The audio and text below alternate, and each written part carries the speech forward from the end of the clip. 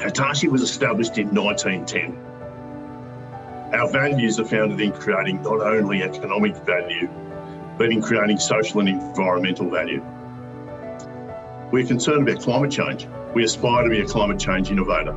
Through the use of green technology and digital solutions, we're contributing to reductions in carbon emissions to create a net zero society.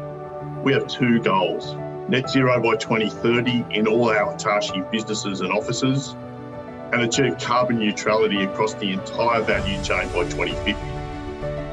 We will work on producing innovative solutions for our customers. We'll also take action to reduce our own carbon footprint. We're introducing renewable energy across all of our businesses. We are introducing electric vehicles, installing solar panels, minimising waste, and leveraging our partners to reduce carbon emissions.